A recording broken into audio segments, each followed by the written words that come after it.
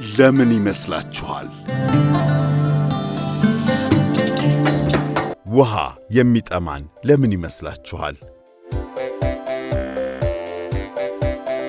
ጥማት በሰውነታችን ውስጥ የሚገኝ የውሃ መጠን ሲቀንስ የሚነሳ ወይም የሚጠቁም አስፈላጊ የመከላከያ ስርዓት ነው። ጥማት በሰውነት ውስጥ ያለ ፈሳሽ መሟጠጡን ለመከላከል አስፈላጊው የመከላከያ ዘዴ ነው። ይህም ሰውነታችን ከውሃ እጥረት ለመከላከል ይረዳል። በአንጎል ውስጥ የሚገኘው ሃይፖታልመስ የተባለው ክፍል በደም ውስጥ ያለውን የውሃ መጠን ዝቅተኛ መሆኑንና አለመሆኑን ይቆጣጠራል። ሰውነታችን ጥማት የሚደርስበት በተለያዩ ምክንያቶች ነው። በጣም ሲያልበን፣ ጨዋማ የሆኑ ምግቦችን ስንመገብ፣ ቅመማ ቅመም፣ ስኳር የበዛባቸው ምግቦች ስንወስድ፣ የጉሮሮ ድርቀትና የአፍ መድረቅ ሲሰማን፣ የደም መጠን ሲቀንስ፣ ከፍተኛ ሙቀት ሲሆን፣ ሰውነታችን ፈሳሽ ሲያጣ፣ ከልክ ያለፈ የአካል ብቃት እንቅስቃሴ ስናደርግ፣ አልኮል ስንጠጣ፣ ደረቅ አየር በምንተነፍስበት ጊዜ ሰውነታችን ውሃ ይፈልጋል። ይህም የመጠጥ ፍላጎትን ያነሳሳል። ይሄ ሂደት ለአካል ክፍሎቻችን አስፈላጊ የሆነውን እርጥበት እንዲያገኝ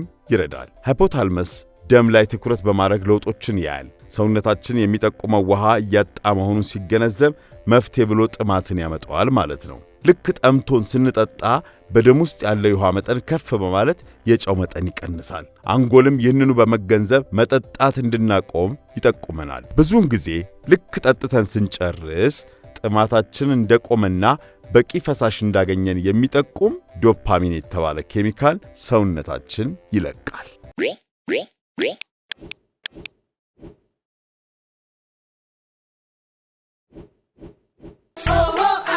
ኢትዮጵያ ልጆች ኦሆ አሃ